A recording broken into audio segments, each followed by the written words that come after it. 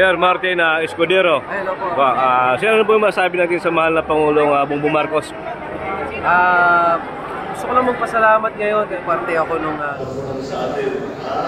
Dahil na sa malaking bahagi doon, yung inyong mga ginawa at alam naman natin, hanggang ngayon, tinatanong ako ng mga ibang Pangulo, ibang Prime Minister, pag nag-meet kami. Balita-balita, sabi nila na yung social media mo, yung pinaka-effective na nangyari. Yes! Sabi ko, pag nakilala mo yung mga social media na tumutulong sa amin, talagang maintindihan mo kung bakit naging napaka-successful.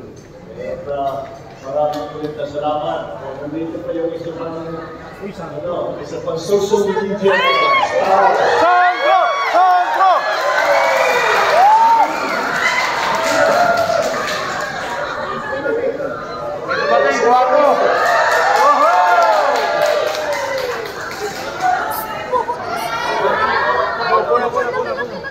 Hindi ko na nakikita ito dahil marami ko rin binibigay ng trabaho sa House of Representatives. Hanggang na rin si Congressman Sandro. Sandro, I was just telling them, nagpapasalamat ako sa kanilang tulong at hindi naman natigil yan. Kahit na natapos ng eleksyon, kahit na naging matagumpay na ang ating kampanya, ay hindi naman wala masasalamat sa iyo. Kaya ay kumuha tayo ng mountain na handa para ibulyo mo ngayon. Lagi na nakangiti pagkakasama mo sila. Kaya welcome again. Palas at ligayang paskusin na.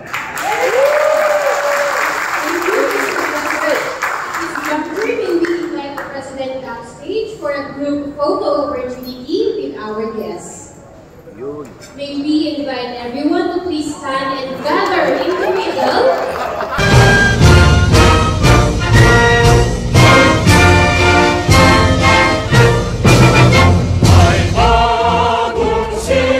Idol, mensahe po sa Pangulo.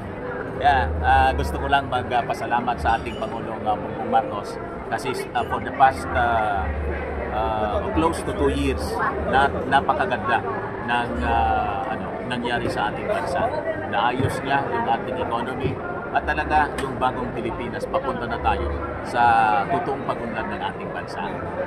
Mr. President, maligayang Pasko at manigong bagong taon po sa inyo at saka sa bayan ng Pilipino. Sana po palagi po kayong in good health. Mabuhay po kayo, Mr. President. Thank you po. Idol, Juan Historiador, ano pong mensahe natin sa Pangulo? Unang-una, nagpapasalamat tayo sa ating Pangulong Bongbong Marcos Jr. sa pagka-imbita niya sa atin dito sa Team Tugon. Pangalawa, ang higit pinagpapasalamat po natin sa ating Pangulo ay yung talaga pong tapat, taos sa puso na pagmamahal niya sa sambayan ng Pilipino, pagmamalasakit sa ating bansa, na halos hindi na nga natutulog, trabaho ng trabaho, mabigyan lang po ng magandang kapalaran, magandang mataas at maunlad na ekonomiya ang Pilipinas. Maraming salamat po sa inyo, mahal na Pangulo, mabuhay po kayo. Happy holidays po. Thank you po. Balarista TV, mensahe po sa Pangulo. Merry Christmas sa ating Presidente. Nagpapasalamat tayo dahil kahit na busy sa schedule niya, napagbigyan ang kahilingan ng mga vlogger na makadaupang palad siya ngayong Pasko. At wish natin sa kanya good health kasi alam naman natin na mahaba-haba pa yung kanyang panunungkulan, meron pa 5 taon. Pinupuri natin siya dahil sa kabila ng kanyang edad, magaling pa rin yung pagganap niya bilang Presidente at mga nagagawa niya rito sa atin. Thank you po. Model ng Maynila, mensahe po sa Pangulo. Mr. President, we will support you all the way.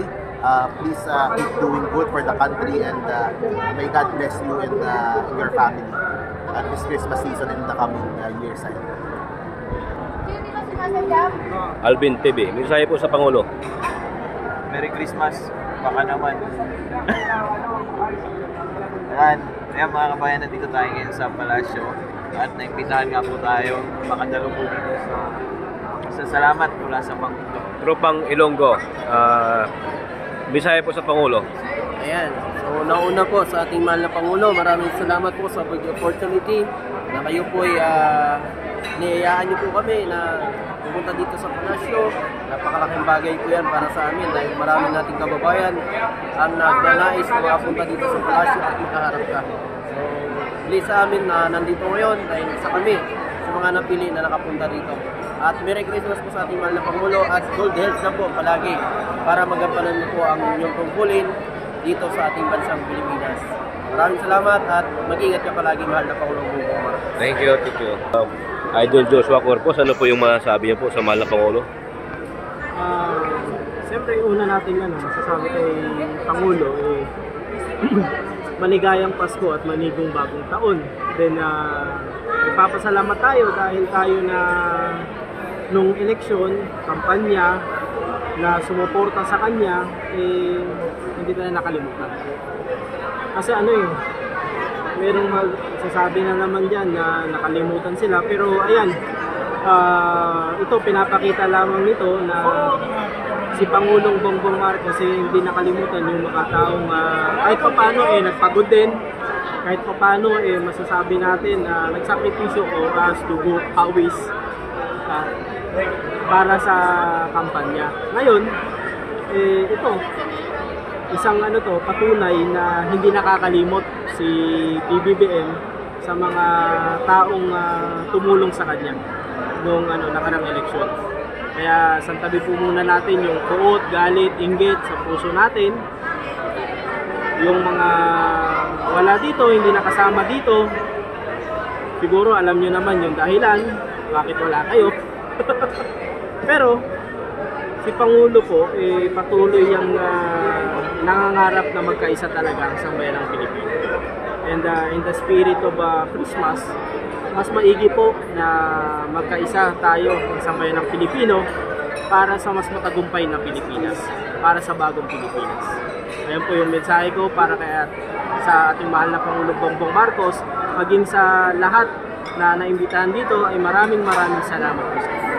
Thank you, sir. King Boundaries, ano pong masasabi natin sa mahal na Pangulo na tayo po ay nakapasok dito? Ayan, unang-unang magandang araw po sa lahat po ng followers, subscribers ni Sir Roger Alcala. Roger TV. Roger TV. Ayan, Roger TV. Ayan, ang masasabi ko po sa Pangulo, maraming salamat po. Mahal naming PBBM dahil binigyan niyo po kami ng pagkakataon muli na makasama ka at the same time makapunta po dito sa Malacanang ngayong Pasko. Ayan, maraming salamat po sa suporta sa amin and sana po ay wag po kayong magbabago. Thank you rin po at kahapon nilagdaan nyo rin po yung 2024 budget na for sure makakatulong po sa lahat ng Pilipino next year, especially sa DepEd, yung mga schools na nasira dahil sa Bagyo Sir. Ayan, mapapaayos na. And of course, DOH and of course, DPWH para po sa infrastruktura sa buong Pilipinas. Maraming salamat po and Merry Christmas. Thank you po, thank you. Joy TV, ano po yung mensahe po natin sa mahal na Pangulong Bongbong Marcos? Siyempre, proud tayo na nandito tayo sa Malacanang ngayon para ma-meet po natin si President Bongbong Marcos. So, katatapos lang po ng speak ang pagsasalita po ng ating mahal na Pangulo. And yun na nga po, nakaka-proud kasi nakakapasok tayo dito sa loob ng Palasyo. So, thank you, Mr. President Bongbong Marcos, and Happy New Year. Merry Christmas and a Happy New Year. Thank you. Idol Jason Elizar, mensahe po natin sa Pangulo. Ay, nako, maraming salamat po, Mr. President.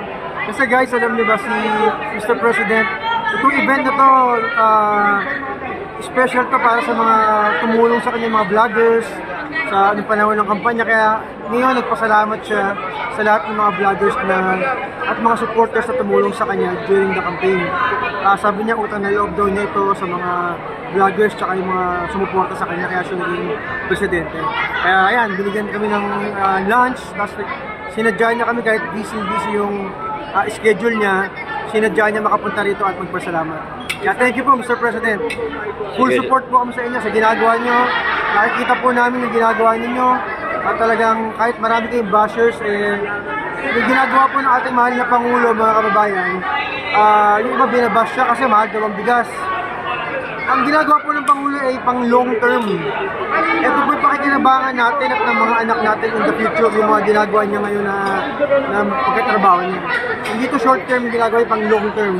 No, sa agrikultura, no, sa ekonomiya natin. Kaya suportahan po natin ang Pangulo. Okay po, thank you. Thank you, sir. Idol Vincent Tabigi, ano po yung masasabi natin sa mahal na nating Pangulo, Bongbong Marcos? Ay, salamat po sa mahal na Pangulo kasi isang karangalan pong maimbitahan sa ganitong okasyon. Lalo-lalo na nakapasok kami sa Malacanang. At bihira lang. Kumbaga, hindi lahat ng tao nakakapasok sa Malacanang. Maraming salamat po. Salamat din sa pinagsama-sama kami dito ang mga BBM vloggers. Maraming salamat sa iyo, sa pagbibigay ng sa amin, ng magsama-sama sa amin dito. Kaya maraming salamat po. Thank you po, Idol Vincent. Idol RG Angeles, ano pong masasabi natin sa mahal na Pangulong Bongbong Marcos? Alright, so ito sana taon-taon na ito. So ayan, imbitahan muli tayo dito sa Malacanang. Kasama ang ating Pangulong Bongbong Marcos at syempre hindi niya pinabayaan ang mga vloggers, ang mga social media na nagpapalaganap ng good news po sa ating guys. So ito po'y masasalamat mula sa Pangulo, nagpapasalamat po siya sa amin. So na nagpapalaganap ng kanyang mga gawa sa kanyang administrasyon. So nakaka-touch syempre kasi isa lang tayong maliit na tao pero inimbitahan tayo, binigyan niyang halaga ang mga effort namin na magpalaganap ng good news sa kanyang administrasyon. So tuloy-tuloy na po sana ito sa ating mahal na Pangulo at sana maging okay ang lahat at next year, God willing, tuloy-tuloy din ang ating pagpapalaganap. Kaya maraming salamat sa ating Pangulong Bongbong Marcos. So isang malaking karangalan na nandito po tayo na pinatawag sa Malacanang. So yung iba hindi po makakapasok din sa Malacanang, but this time tayo nandito po. Ayan. Thank you po, Sir RG. Boss Roger TV. Thank you po. Thank you. Ito po yung pinakasikat. Sinaga, mensahe po sa mahal na Pangulo. Unang-una po, maligayang Pasko sa ating mahal na Pangulo at ang ating unang ginawang Lisa Marcos po. At sa pamilya po ni President and Kong Sandro, Vinny, and Simon. Merry Christmas po. Maraming salamat po sa pagbibigay ng pagbibigay ng araw para po ma-meet niyo po yung mga vloggers na nakasama po natin po nung campaign po. Muli po, salamat po mahal na Presidente. Thank you po. Sir Rocky, sabi niyo sa mahal na Pangulo. Merry Christmas, Mr. President. Maraming salamat po sa napakasipag na pinakita ninyong taon na ito. More power to you, more rest for you para mas lalo pang magbago ang Pilipinas sa ilalim ng inyong pamumuno. Thank you po. Thank you po, Sir Rocky. Uncle G Vlog, ano pong mensahe natin sa mahal na Pangulo? Siguro ang mensahe ko, kulang yung salita ko ngayon sa mga message na gusto ko sanang sabihin. Pero kung gusto nyo marinig, ang aking mensahe sa ating Pangulo ay ang kanyang nagawa sa mga vloggers o media, no? Salamat sa pag-imbita sa amin ulit dito sa Malacanang dahil this is my second time around na maimbitahan dito sa loob ng Kalayaan Hall at saka dun sa isa nung nakaraan na building, no? At isa pa, gusto kong batiin ng Pangulo ng maligayang Pasko at sa kanyang buong pamilya at manigong bagong taon. Yun lamang po at maraming salamat. Thank you po. Sir Martin Escudero. Hello po. Sir, ano po yung masabi natin sa mahal na Pangulong Bongbong Marcos? Gusto ko lang magpasalamat ngayon dahil naging parte ako nung event ni President at nakita ko naman kanina yung sigla ng mga tao at yung inganyo sa mukha ng ating Pangulo na nandito kanina na kasama natin na ikisaya siya. Salamat din, maganda itong mga programa ni President. Sana tuloy-tuloy lang. Thank you po, Sir Martin Escudero. Thank you po. Thank you po.